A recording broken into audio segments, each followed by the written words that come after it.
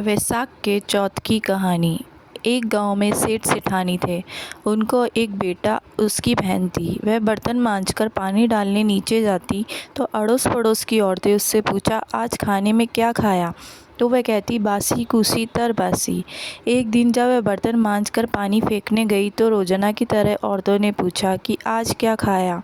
तो फिर उसने यही जवाब दिया, बासी कुसी तर बासी।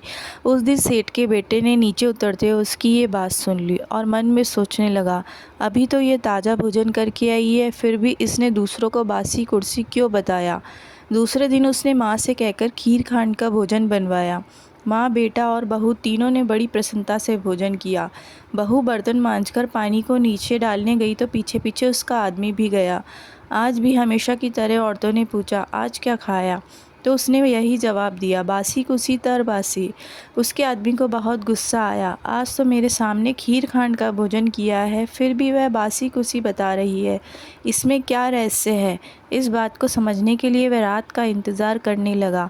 जब रात हुई और कमरे में आई तो उसके आदमी ने पूछा कि आज तूने खीर खा का भोजन किया है, फिर भी पड़ोसी औरतों को बासी कुसी क्यों बताया? तब बहू मुस्कुराकर बोली कि आपके दादा परदादाओं की कमाई है, तो वह बासी कुसी हुई या नहीं। यह सुनकर उसने परदेश जाने की सोच ली तथा सुबह उठकर माँ से बोला, माँ, मैं कमाने के लिए परदेश जाऊँगा। माँ ने कहा, अपने पास बहुत धन है, तुझे परदेश जाने की क्या आवश्यकता है? लेकिन बेटे की जिद करने पर माँ ने परदेश जाने की स्वीकृति दे दी। वह कमाने के लिए परदेश चला गया। वहाँ उसे एक सेठ के यहाँ नौकरी मिल गई। कुछ ही समय में सारा कामकाज करने लग गया। सेठ अपना सारा कारोबार उसे सौंपकर स्वयं तीर्थ यात्रा करने चला गया।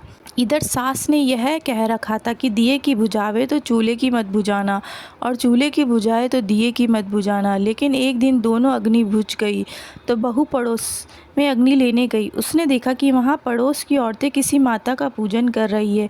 यह देखकर उसने पूछा, आप किस माता का पूजन कर रही हो? मुझे भी बताओ कि ये किसका व्रत है तथा इसके करने से क्या फल होता है। तो उनमें से एक बोली, हम चौथ माता का व्रत व पूजन कर रही है।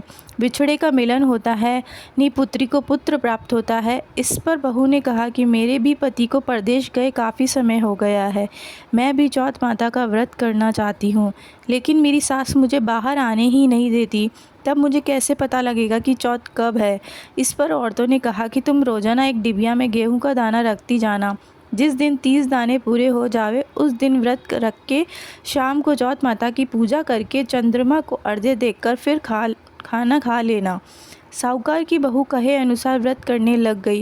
व्रत करते करते काफ़ी समय बीत गया तो चौथ माता ने सोचा कि यदि इसकी नहीं सुनी तो अपने को कोई पूजेगा नहीं। तब चौथ माता ने साहूकार के बेटे को सपने में जाकर कहा कि सरकार का बेटा सो रहा है या जाग रहा है। उसने कहा, न सो रहा है न जाग रहा है, चिंता में पड़ा है। इस पर चौथ माता ने कहा कि अब चिंता छोड़ और तेरे घर जा और सबकी सुध ले। उसने कहा कि मैं कैसे जाऊं, मेरा कारोबार बहुत फैला हुआ है। तब चौथ माता बोली, सुबह उठकर नहा धोकर दुकान जाकर चौथ विनायक जी का नाम ले और घी का दीपक जलाना, तेरा सारा काम सुलझ जाएगा। सुबह उसने वैसा ही किया। देखते ही देखते सारा हिसाब किताब हो गया और उसने घर जाने की तैयारी कर ली। घर को रवाना हुआ तो रास्ते में एक सांप जा रहा था तो उसने सांप को सिसकार दिया। सांप ने गुस्से में आकर कहा कि मैं तो अपनी 100 साल की उस पूरी करके मुक्ति पाने जा रहा था, तूने बाधा डाल दी, अब मैं तुझे डसूंगा। इस पर साहूकार के बेटे ने कहा कि मैं 12 साल से मेरी माँ व पत्नी से मिलने जा रहा हूँ, उनसे मिलने के बाद डस लेना। तब सांप बोला कि तू घर जाकर पलंग पर सो जाएगा। तब उसने कहा कि मैं अपनी औरत की चोटी नीचे लटका दूंगा, उस पर चढ़कर आ जाना। घर पहुंचा तो वह उदास था। बेटा कुछ बोला नहीं, लेकिन उसकी औरत होशियार थी। सब बात पता करके उसने कमरे की एक सीढ़ी पर दूध, दूसरी पर चूरमा, बालू, रेत, इत्र, फूल आदि 7 सीढ़ियों में 7 वस्तु रख दी। आधी रात को फुफकारता हुआ सांप आया और सभी वस्तुओं का आनंद लेकर खुश हुआ, लेकिन वचनों से बंधा हुआ था, सो डसना तो था। चौथ विनायक जी ने सोचा कि इसकी रक्षा नहीं की तो कलयुग में अपने को कौन पूजेगा। चौथ माता तलवार बनी, विनायक जी की ढाल बने और जैसे ही सांप डसने लगा तो उसे मार दिया। साहूकार के बेटे को नींद नहीं आ रही थी। सांप के मरते ही उसने अपनी पत्नी को उठाया और चौपड़ पासे खेलने लगा।